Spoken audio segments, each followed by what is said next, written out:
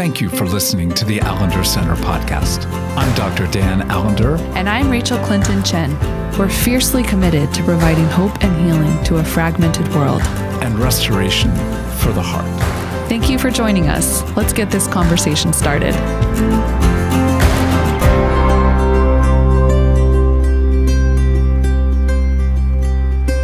Well, I'm back with Dan, and we have some guests who I'm going to introduce in a moment. But as you know, we've been in a conversation on the Allender Center podcast on grief. And we've talked with Mary Ellen Owen. We've talked with our colleague and friend, Jeanette White.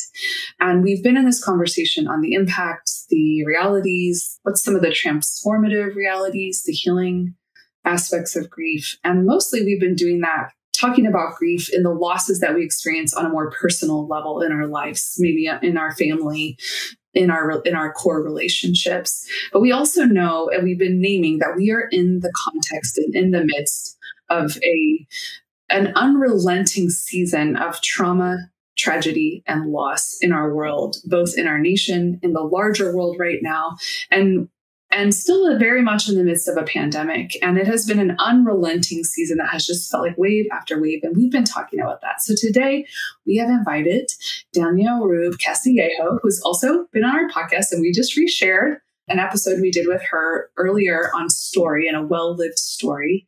She is a therapist, a writer, an educator, an activist. She's also a part of our team and has come through some of our trainings and is, I would say, a friend and member of the Allender Center. She, I think, Danielle, you would also say you're a wife and a mother and deeply embedded in your community on Kitsap. Also, we're joined by Rebecca Wheeler Walston. Rebecca is one of my favorite people in the world. She, I would say, also is one of our core team members. She's also a part of the Impact movement. You've been introduced to Jimmy McGee. Rebecca Wheeler Walston is another one of our hugely significant partners with the Impact movement and has been from the beginning of our partnership. She's also a lawyer and just an incredible, I would say, counselor and therapist too. And Rachael, we have a third guest, and I asked permission to introduce him simply because, as appropriate as it is for you to gush about him being your beloved and your one and only, he's also my beloved. Oh. He's not my one and only. So I will say having Michael Chen with us is a great privilege. Michael also works with the Impact movement and as well as in a doctoral program at Eastern University and blends a remarkable level of both scholarship and profound engagement with other human beings. Plus, he is your beloved. So all that to say, what a remarkable, I would just like to continue introducing them. We have other things to do, but to say that Danielle is also a neighbor and an incredible weightlifter.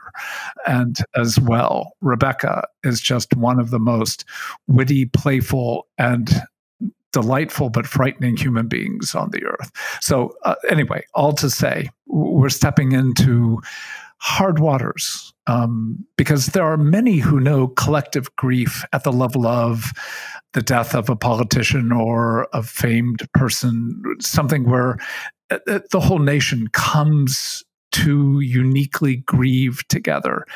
But each of them representing, in broad sense, different communities than just the whole United States, bear a different kind of collective grief. So as we enter into these conversations, important for us to step back and say, there may be a lot of what you hear today that doesn't fit initially your experience, but part of the development of wisdom is to enter into the worlds that we may not be familiar with, but it's so easy to be defensive against rather than open to hearing. So again, what an honor to have the three of you be with us.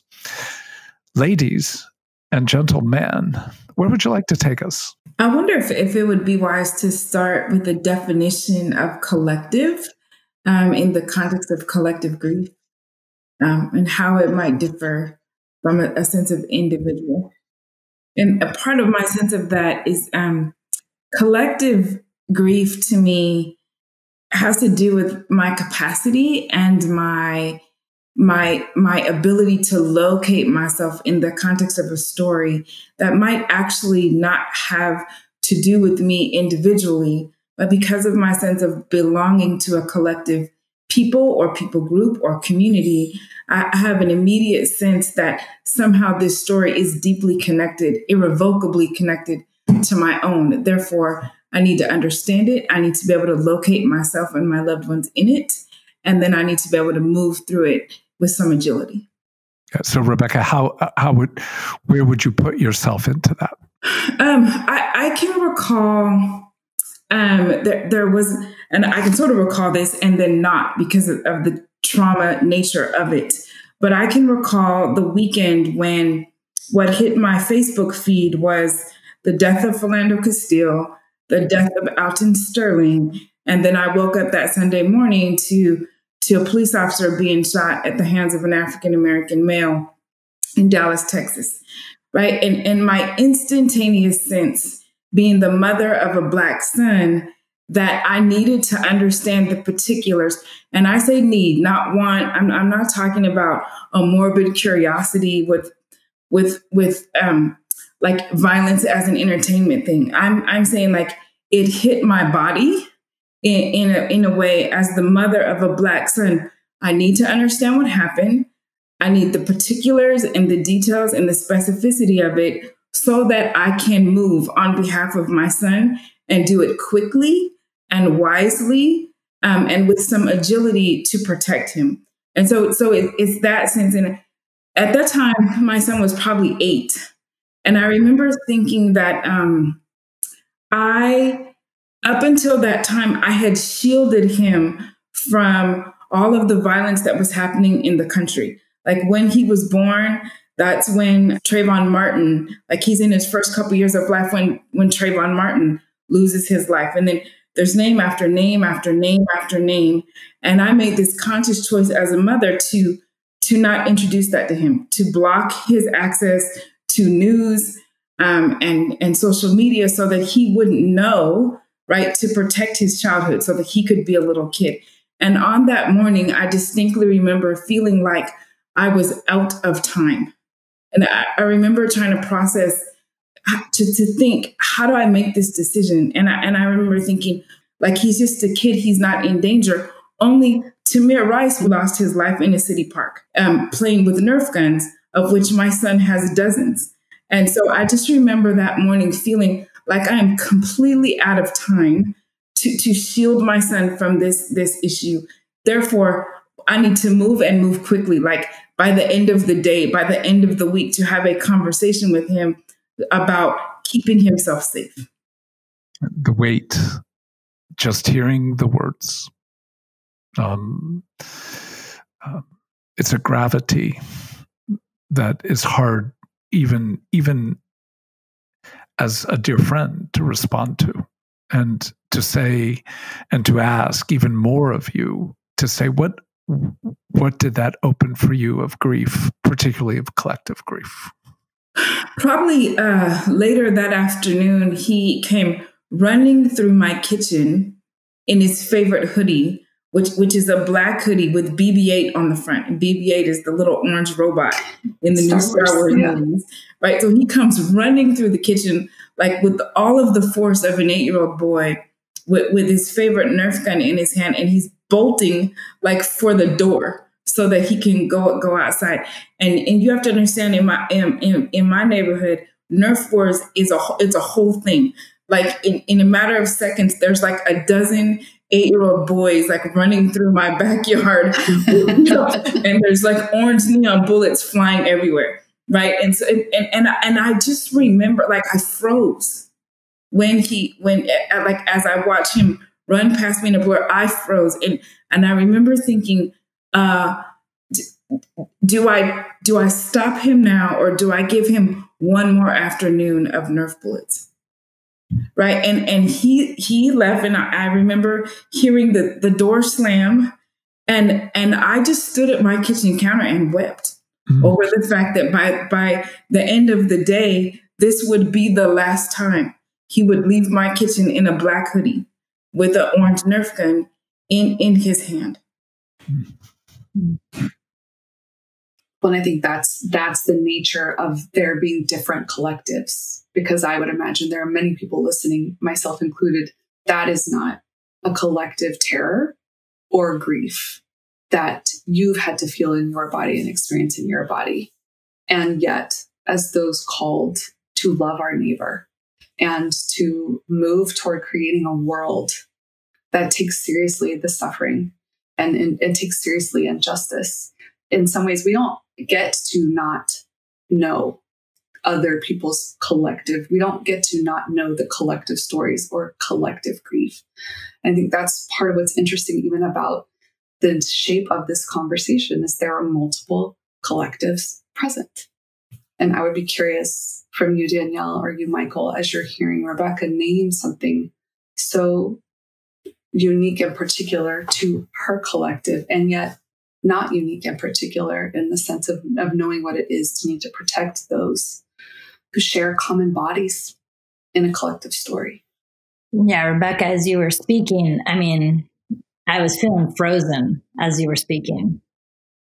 And I was thinking back to kind of like just an underlying constant fear, I think, that I've had with my family. And I come from a location, I'm a Latina German woman married to a nationalized Mexican. He's now a U.S. citizen, and we have 4 children, bilingual kids.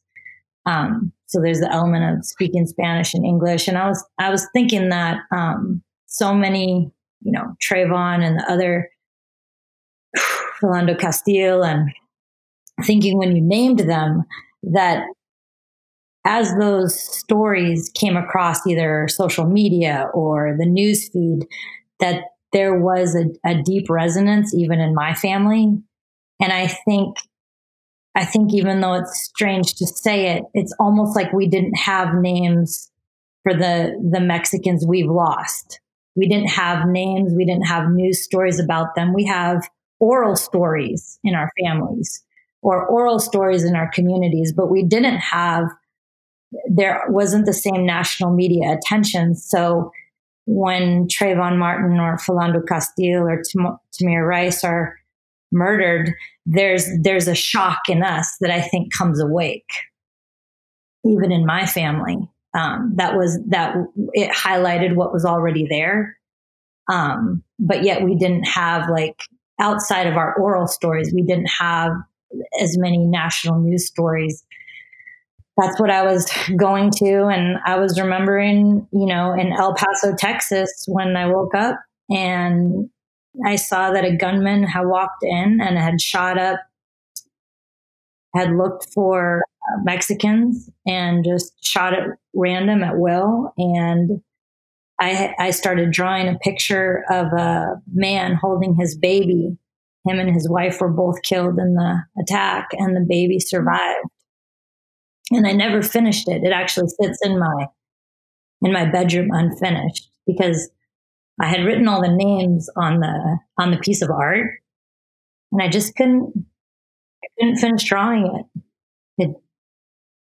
It felt unfinished, almost like the art had died as soon as it had started. And so, then of course, with the election and the profile around the border, I think just the constant feeling of not having the names to grieve has been an unsettling feeling. And it didn't feel better when El Paso, Texas happened. It didn't feel better to have names. And although we grieved those names, and I looked at my family and my husband, and for a long time, we didn't walk into a Walmart. Like, we weren't going in. And then when Adam Toledo was recently shot in Chicago, and I had a name, it didn't assuage the pain to have a name. That's what I realized. Like, it didn't make it better to have a name for the story. And I remember sitting with some of my friends from the immigrant community here, and I remember her saying, in regards to COVID and the mass violence against our Asian American brothers and sisters in the country and the shooting of Black men and Black women and Black children, and Mexicans in the border. I remember her saying in a moment of grief, "Estamos en tiempos de ser más humanos." Like, we're in times where we should be more human. And then she looked at me and she said, and she was crying, and she said, but God still hasn't touched the heart of everyone yet. And so it was like that, kind of like that tension we're talking about, like that balance. And I found a lot of comfort in her words. Like, we're in this time of trying to be more human and just sitting with them and just, there's that kind of like that sense from our culture, like, and yet God still hasn't touched the hearts of everybody. And so here we continue to sit, like, in the pain of that, those losses. So yeah, that's kind of what was coming to mind for me as you spoke, Rebecca. Yeah. Thank you for sharing what I'm hearing from both of you. And I would resonate with this very deeply, is the difficulty to enter grief out of these collective realities, out of the collective trauma that we face. And when I started hearing more and more about anti-Asian hate and anti-Asian violence, I had to notice that I was quite numb, that I was dealing with what I suspected, just very, very deep levels of grief that I could not access upon hearing the news. And I'm hearing that as well in your stories, that there has to be space, there has to be kindness, there has to be a graciousness to enter into the level of grief that we bear, that we hold in our bodies. And it took time for me. Well, there is almost a sense of, there's a grief that I cannot enter the grief. That there is, in the absence of grief, an awareness that there is something not fully human, and yet fully human, because no human being can bear all that is there to be engaged. Yet that interplay of, there's something of my humanity lost, and it takes so much to be able to own. But as each of you, with different collectives than I, as a white man, as you enter into collective grief, not just individual, but collective grief, there is an awareness, at least on my part, that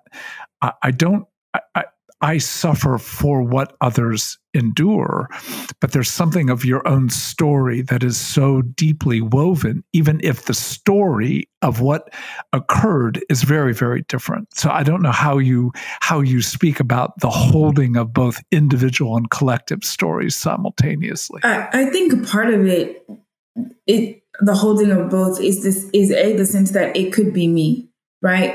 Like, when we're talking about instances of collective grief, right, at least in the examples that I was sharing out of the Black American experience, and I think what Danielle and Michael both have alluded to in terms of the violence against the Latin community and the violence against the Asian community, that, like, there is this sense of, like, the violence is because of my membership in a particular community, and therefore, like, it's purely random, like, and I never want to say, but for the grace of God, but there's something about it. There's like, it could be me, and it's purely by accident that it isn't, right? Or this sort of this random sense that it wasn't me, but it could be, or it could be my son, or it could be my daughter, or it could be someone else that I love more than myself.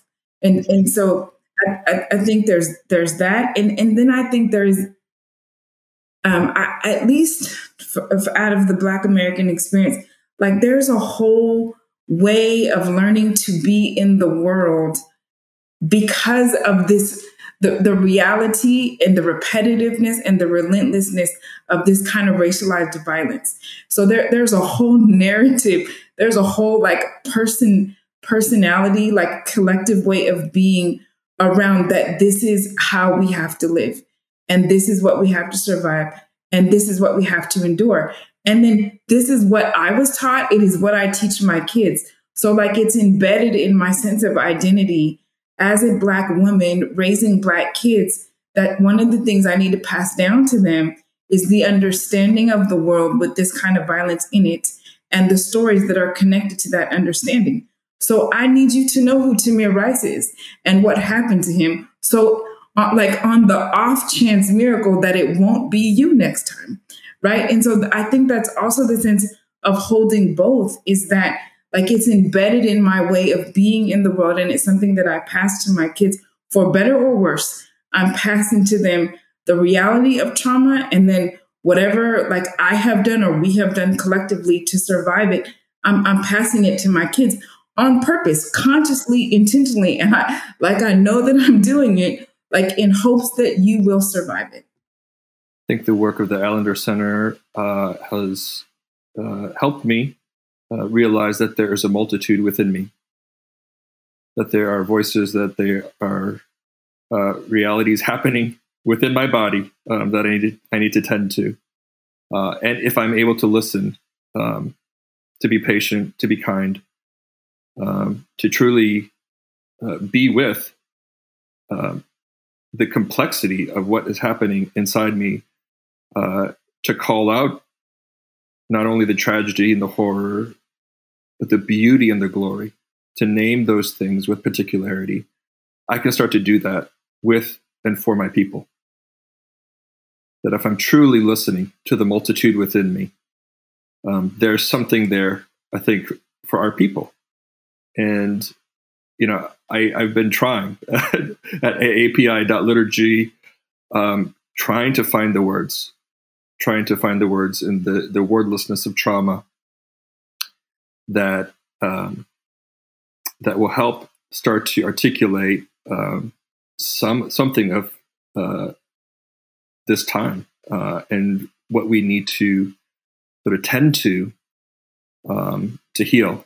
So, well, and Michael, just to ask you to step into that difficult realm, that there has been so much more, at least publicity on the AAPI violence that has been perpetrated against both the Asian and the Pacific Islander communities. But the reality is it's been going on a long season, but in its coming into more focal, visible, especially with a community that has been, in one sense, burdened with being the so-called model minority, that in one sense survived on the basis of invisibility. You're now put in a real, again, odd bind, so much more visible, but the community is in some ways, as Rebecca was talking about, an oral tradition of how to survive as, in many ways, people who speak two different languages, who have two different kinds of consciousness and minds. That's very different, I would imagine, at least for the Asian American community. Yeah, I think in that sense, we're going to have to proceed at the speed of relationship. We're going to have to proceed at the speed of what can slow us down enough to wait for that grief to emerge. Because, as you said, there have been so many defensive sort of structures, but also worldview and philosophical sort of background that would actually cause the Asian community to sort of sideline themselves, to stay out of it, as it were, to stay silent, to actually stay invisible. So it's going to be, I think, a very, very messy process. And I think to be aware of these defensive structures and to actually stay with people, to make space for people, to wait longer in silence than we're comfortable with, I think is going to say so much about our capacity and our desire to be with and to heal. As you guys are talking, one of the things this just keeps resonating with me is the sense of when there has been a capacity for even the slightest bit of dignifying grief that humanizes, that says you are there's something of you as an image bearer, and not just you, your collective. It allows you to move in community and solidarity, in a kind of mutuality that I think has tremendous power, and to me is a sign of the kingdom of God, is a sign of where the gospel is manifesting. But I'm thinking particularly about my fellow white brothers and sisters and our collective that we're a part of, whether sometimes we own that or not. And what I feel is and I think this feels true of many oppressive systems and collectives, is an incapacity or an unwillingness, a refusal to enter grief and lament that then leads to a kind of defensiveness, a kind of denial, a kind of mythology that sets up tremendous violence and perpetuates, like in some ways, the very harm you refuse to actually enter and grieve. And I think we see this playing out in our world currently right now. We certainly see it all throughout our text when the people of God are rescued and yet have a short memory and forget, and then start oppressing people. And the prophets have to come and say, hey, this isn't going to save you. And there's something to me about an absence or a refusal to be able to lament harm, to lament the collective, to join the collective cry and grief, and to see something of your place in that story that I actually think just gives evil so much ground. Well, it made me think of a story about grieving. When we lived in Morocco for 2 years, there was a man in our neighborhood that passed away really young. He was 33 years old. And the day he passed away, his body was kept there at the home, and then a traditional grieving process began, much like one they would use actually in Mexico, where there's a space at a funeral home, and you come and you cry and you sing and you spend time and you eat there. And so this is what began to happen at this man's house. We went, we took food. There was wailing, there was crying. There was just this sense like this man is passing on to the next life, and we will not see him here again. And months later, there was a crowd outside of another neighbor's house, and came to understand that there had been a suicide. A young girl had taken her life, and they took the body away. And I was waiting for the grieving process to begin, and instead of grieving, it was this eerie silence, the shame of how this young woman had died. And we went to bed that night, and there was nothing. It was just emptiness. And at 3 a.m, I woke up because we lived so closely. The houses were so close. And we heard one woman screaming in the middle of the night. And I knew without knowing that this was the girl's mother.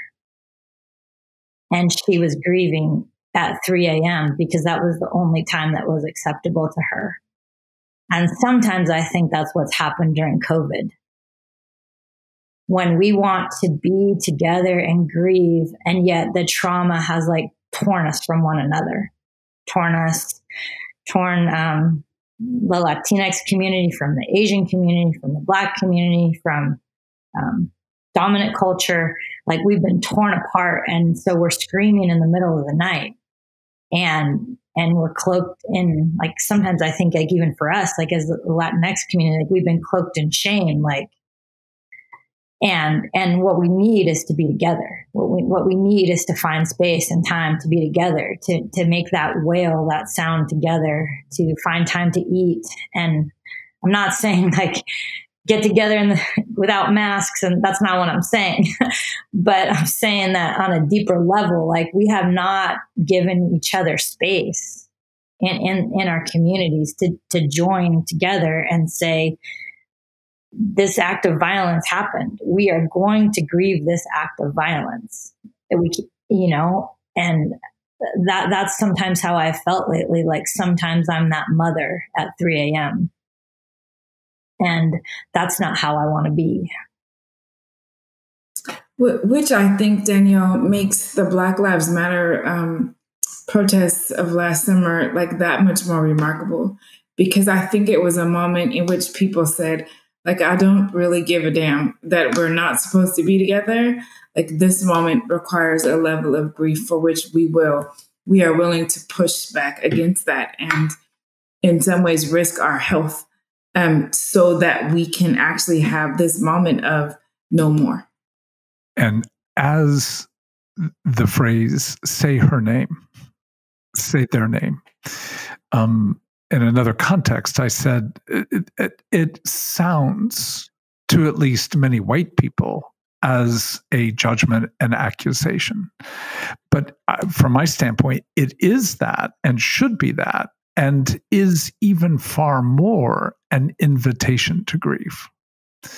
To hold the face, the name, the story, the setting, the person who was in that moment in a way in which you're bringing something of your whole full humanity to another person's full humanity, and then having a heart to join. And where there is any structure that creates division, therefore refusal to join, and therefore refusal to join humanity in that grief, there almost always is then the setup of shame and then judgment or contempt or accusation. So often what I hear is, well, it's not the police's fault.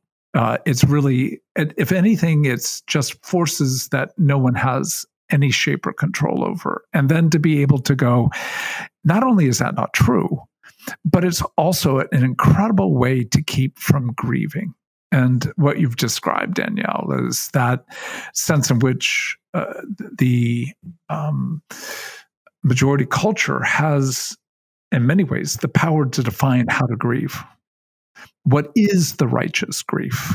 And in one sense, what is excessive? What is really too emotional? And when that is brought to bear, not only does it keep us from connecting, but it keeps us from being able, as you put so well, to enter the body of our own suffering, even if it's not suffering I can understand from my collective in the way that you can. If I could return, Dan, to your use of the phrase "say her name," is a phrase that rose in notoriety around the loss of life of Sandra Bland, who is a member of my sorority. I'm a member of a historically Black sorority by the name of Sigma Gamma Rho. She's my sorority sister, and I had a chance to actually engage with her sister years after her death. And the story that her sister tells is that they started the hashtag "say her name" for the specific intentional purpose of the right to craft the story and the narrative around her life and her death, right? And so in some ways, that move is not all that different than the work that the Allender Center does in terms of story work, right? It's not that different than sort of the like to be named, right? And part of why her family, as well as many others, right, as referencing even what Danielle said earlier, what Michael said earlier about looking for the vocabulary and wanting the names, is the ability of dominant culture to define not only what is grief, but what was the story? Like, what do you have the right to grieve in the first place, right? And so this campaign around "say her name," right, is an attempt to say there is a story here that is worth grieving. There is a story here that is one of grave harm, and there must be grief and there must be accountability. So in some ways, that the "say her name" or "say their name" is both a grief, a statement of grief, and there's also a call to accountability in that statement of grief, right? In that this is not an accident, this is not a coincidence. There was actual harm done here that resulted in the loss of a human life, and there must be account for that. And I think part of what Michael said and part of what Danielle said earlier is like how much that is missing in the stories of their own respective communities, where you're just fighting for the space to be like, can we get a name so we can say it, right? And that goes to show like part of why collective grief is so difficult is because oftentimes you have to fight the battle to name that there is something to grieve here. And you have to push against that for weeks, months, years in some cases before the people who need to grieve can actually grieve. So powerful. Yeah, thank you for sharing that. Another note I think that sort of came to mind for me, Rachael, as you were talking about this refusal to grieve, is I think something, Dan, you've said before, that true grief can actually lead us to gratitude. That there is a sense of gratitude that can emerge out of getting to those places of naming, of honoring, of truly sitting with that ache. And for so long, I refused, I rejected my name and my face growing up in predominantly white culture. And I think one of the things that grief has brought me is a deeper appreciation, a love, an honor of my name and my face. And therefore, I would assume, in some sense, an intensification of both grief and anger. Meaning, we often think that grief somehow is not connected to anger or anger to grief. And I know that there are many times where I've worked with myself or others where anger has actually been an effort to escape grief. So I'm not saying that's not a phenomena, but even there, as you enter, injustice of any form ought to bring tears, but it also has to bring movement.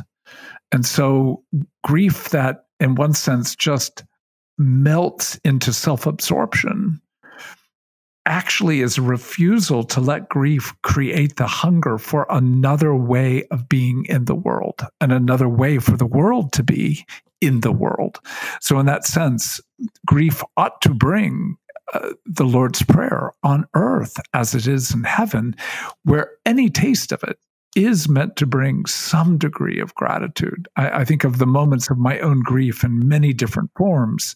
The presence of another who at least labors to enter into that world with me, even if they do poorly, it gives at least some sense of that connectivity. So that is, again, where we have to join together.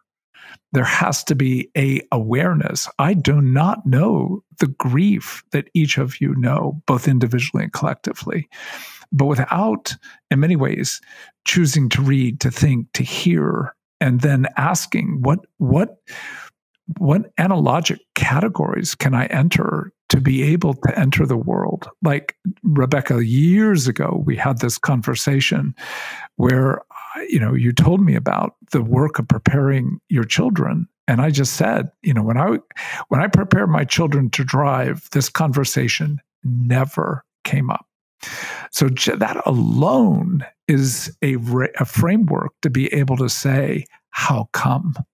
What level of disparity exists? And now what will I allow myself to enter with regard to what it must be like to take away your son's Nerf gun? Yes. And if I can jump in, there is the sense that as we share grief, as I share grief in my community, I feel a deep sense of being known and being loved. And so it's like this weird thing that happens that where, these violent acts, they're horrific and we grieve them and we're angry. And yet there's a binding together of our hearts at the same time. And so it's like, well, I don't want that. I don't want the violence. I don't want the terror. I don't want that. And yet when I think grief, it's assumed that we're in a constant state, like for my community, that we might be in sadness or desperation. And yes, we are in sadness and feel the hopelessness. And yet there's kind of a settledness in there as well, of like deep joy and like, let's eat and let's turn on the music and let's do karaoke or let's sing. Like there's something in there that says like, we still have to find a way where we're going to be together. I've been reflecting this week on a book that I bought. It's a children's book called The Undefeated by an author by the name of Kwame Alexander. And it's probably less than 100 words. But there's, and it's a poem that he wrote to his daughter because he wanted her to be able to move past the Trayvon Martins of her generation, but not move past them without noting the stories of the Trayvon Martin.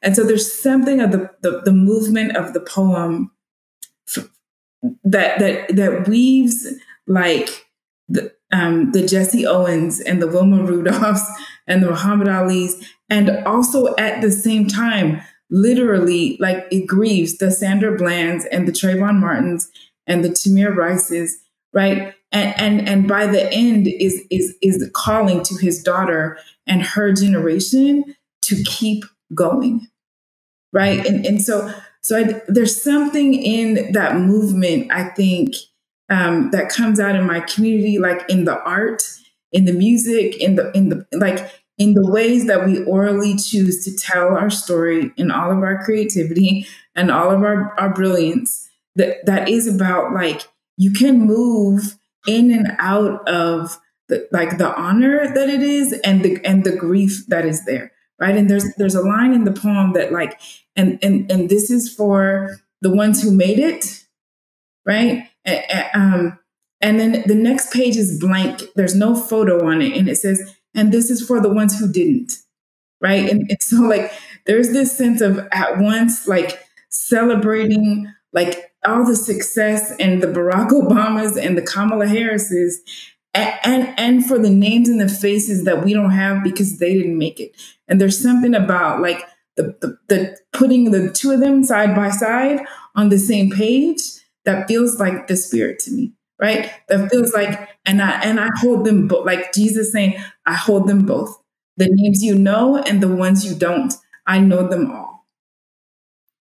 The Spirit helps us in our weakness. And I sense that one of the things that we are struggling so much with in the Asian American community right now is a sense of fragmentation, of trying to figure out who we are. I think this is very much a coming of age moment for so many Asian Americans, and we're wrestling.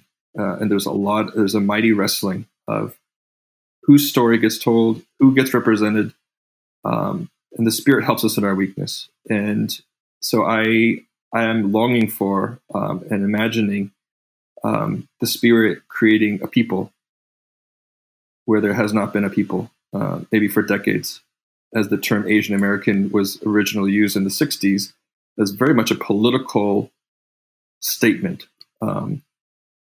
And we're wrestling now, 40, 50 years later now, in the wake of such violence.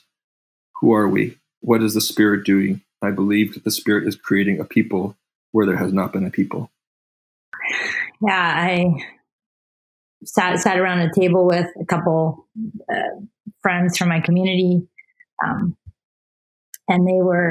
one of them said she has a list of like prayers she's been praying. She has family members that are dreamers, and that she's been on a 15-year wait for her residency. And as a family who's gone through that ourselves, she had this list of prayers, and she said, I know God hears me. I know he listens, but I know he's not answered me yet. And I remember thinking, like, I'm almost speechless as I tell the story again, because I was speechless in the moment. But I think there's a deep resonance that in our community, from my community, that God is listening and he hears us, but I don't have the answer yet. He is not answered yet. And they looked at I had two teenagers sitting at the table with us, and they looked at my teenagers and they said, but we keep praying. And so I think that's where I'm at. God listens and he hears me, but he hasn't answered yet. So I will keep praying. Well, what words? The Spirit remembers and holds the names known and unknown. And God forms and creates identity and brings those who have been exiled and fragmented into some union and cohesive. And to think about the Spirit as the one who holds us in the womb and is birthing desire. That captures well what the dominant culture needs to learn in the midst of this. We all have grief. We all have collective grief. But there are portions of grief to join in other collectives that requires the Spirit's work to remember and to bring identity and to keep desire. And all that, as we come to an end, I want to make sure that if there's any, oh gosh, it's often when somebody asks this, but any last thoughts that you would most want for our listeners to be pondering? I know I don't like it when somebody asks me on their podcast, but nonetheless, I'm going to ask you. Is there anything more that you would like to say before we depart? When I ponder, like, what does it mean to step into the grief of the Black American experience? Yeah, I just am reminded that, like, there's a real move in my community to craft our identity, to be the authors of our own narrative, to push back against the dominant culture's capacity and intentionality with like defining who we are. And so, like, in that sense of, like, I am who I say I am. I'm not who you say I am, right? Like, there's this invitation for me to pull from my collective narrative the pieces that speak to me, and so that you ask me, who do you see yourself as? I have words and images and names and stories that I would put to that. And I think one of the things that I've come to know in the past 5 years or so is how much I revel in that, how much I love the music, I love the art, I love the poetry, I love the food, love all that. And how easy it is to stay away from, like, the parts of my identity that are crafted by the hardest parts of the Black American experience. Like, how much my story is rooted in the most difficult of narratives and the harshest of stereotypes that aren't actually stereotypes. They're part of my story, right? And so, I have long since known the story of Rosa Parks, and I have been taught by my community to identify with her sense, her defiant, no, I will not give up my seat.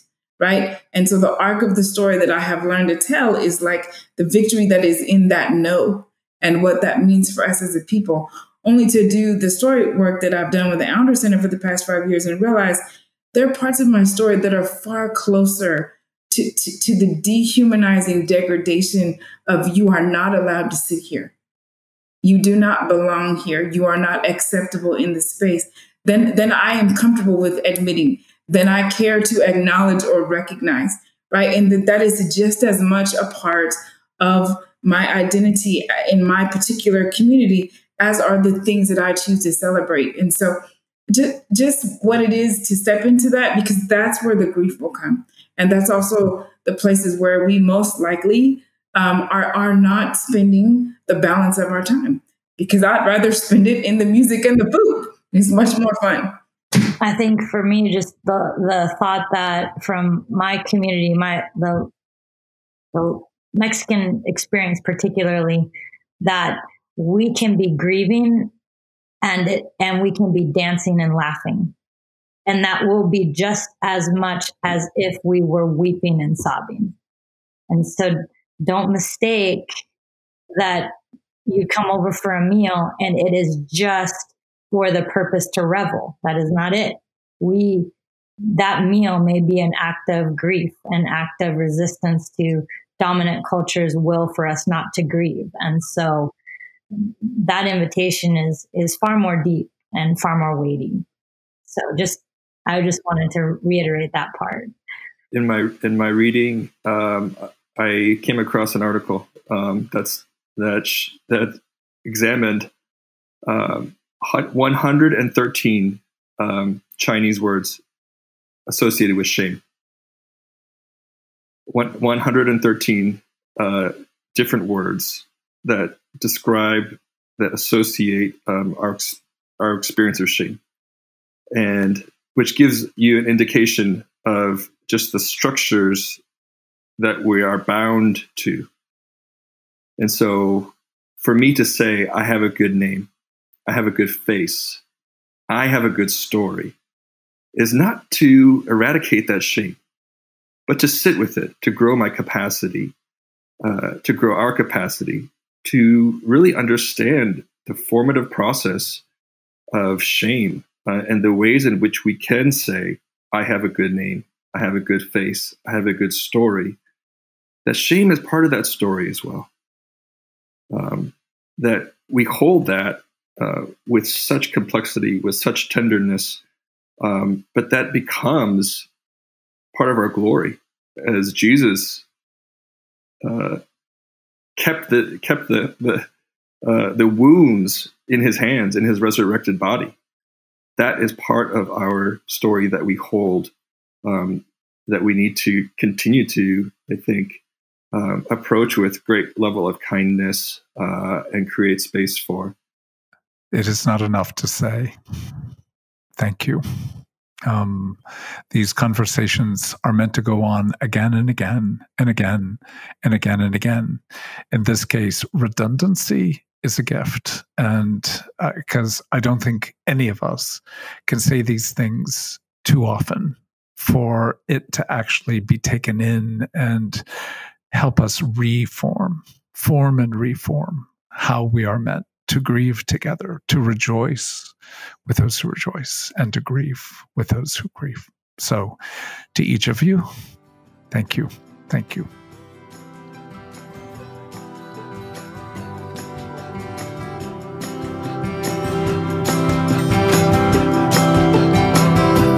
The Allender Center podcast is produced by the Seattle School of Theology and Psychology. If you'd like more information about the Allender Center, you can look at theallendercenter.org.